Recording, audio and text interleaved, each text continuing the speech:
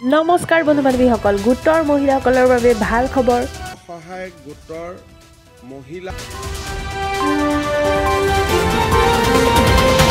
আজি 30 জানুৱাৰীত গোটৰ মহিলাসকলৰ বাবে বহুতেই ভাল খবৰ। একাউণ্টত সোমাব 10,000 টকা আৰু কোনে কোনে এই 10,000 টকাটো লাভ নকৰিব, যোনে ধৰক গোটটো নতুনকৈ গঠন কৰিছে তেওঁলোকে 10,000 টকাটো এতিয়া লাভ নকৰে, মানে ছেকেণ্ড পৰ্যায়ত আকৌ নতুনকৈ এপ্লাই কৰিব পাৰিব। আৰু কোনে লাভ নকৰিব, যদি আপোনালোকৰ 3টা সন্তান আছে তেতিয়াহ'লে আপোনালোকৰ কি হ'ব, এই 10,000 টকাটো লাভ নকৰিব আৰু বহুত ছাৰ্ভে হ'ব। ছাৰ্ভে হোৱাৰ পিছতহে আপোনালোকৰ 10,000 টকাটো লাভ কৰিব। তো আমাৰ মুখ্যমন্ত্ৰী ডাঙৰীয়াৰ প্ৰতিবেদনখিনি আপোনালোকে ভালদৰে শুনি লওক, তো গোটেইখিনি কথা বুজি পাব।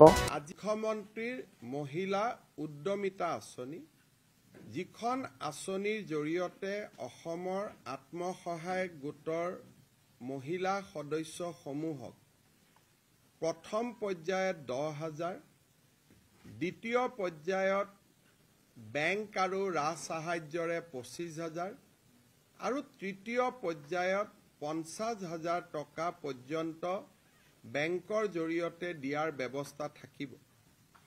সেই আঁচনিখন ৰূপায়ণ কৰিবৰ বাবে আজি আমাৰ কেবিনেটে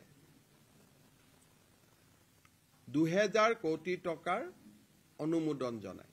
এতিয়া মই আপোনালোকক মহিলা উদ্যমিতা আঁচনিখনৰ বিষয়ে কেইআষাৰমান কথা ক'ব খুজিছোঁ।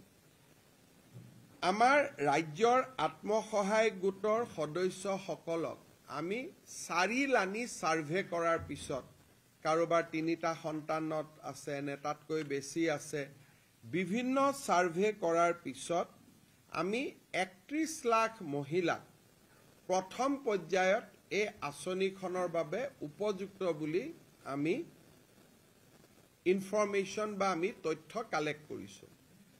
কিন্তু অসম চৰকাৰে 27 লাখ মহিলাক এই আঁচনিখনৰ সুবিধা দিব আমাৰ বাজেট অনুসৰি। কাৰণ আমি যদিও 30 লাখ মহিলাই পাছ কৰিছে, আমি 27 লাখ মহিলাকহে এই আঁচনিৰ সুবিধা দিব পাৰিম। সেইবাবে অহা কেইটামান দিনত ব্লক পৰ্যায়ত এই আঁচনিৰ চূড়ান্ত হিতাধিকাৰী নিৰ্বাচনৰ কাম আৰম্ভ হ'ব। কেবিনেটে সিদ্ধান্ত গ্ৰহণ কৰিছে যে যিসকল মন্ত্ৰী, বিধায়ক, প্ৰাক্তন বিধায়কৰ পৰিয়াল, তেওঁলোকে এই আঁচনিখনৰ সুবিধা নাপাব।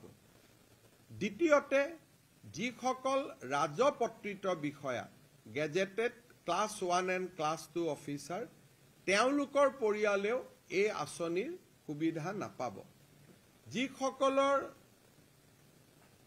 আমাৰ মদৰ দোকানৰ লাইচেঞ্চ আছে, যিসকলৰ ঘৰত ব্যৱসায়িক ভিত্তিত ট্ৰাক্স আছে, JCB আছে, বা যিসকলে আয়কৰ পৰিশোধ কৰে, তেনেকুৱা লোকেও বা তেনেকুৱা আইমাতৃয়েও এই আঁচনিখনৰ সুবিধা নাপাব।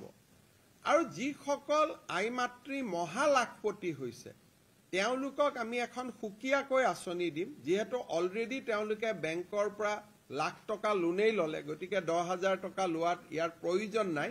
কিন্তু তেওঁলোকক আমি সুকীয়াকৈ আৰু ভাল আঁচনি এখন দিয়াৰ বাবে আমি চিন্তা কৰিম। এই ধৰণে আমি যিটো মহিলাসকলক 10,000 টকা দিয়াৰ ঘোষণা কৰিছিলোঁ, সেই আঁচনিখনক আমি চূড়ান্ত পৰ্যায়লৈ লৈ গৈছোঁ আৰু আঁচনিখনৰ শুভ উদ্বোধন এপ্ৰিল মাহত আমি বিহালী সমষ্টিত কৰিবৰ বাবে সিদ্ধান্ত গ্ৰহণ কৰিছোঁ। অৰ্থাৎ প্ৰথম বিহালীৰ আইমাতৃসকলক এই টকা দি পেলাই এই আঁচনিখনৰ আমি শুভ উদ্বোধন কৰিম। তাৰ পিছত প্ৰতিটো সমষ্টিতে একোখন মিটিং হৈ এই আঁচনিৰ টকা আমি সমষ্টি ভিত্তিক বিতৰণ কৰি যাম।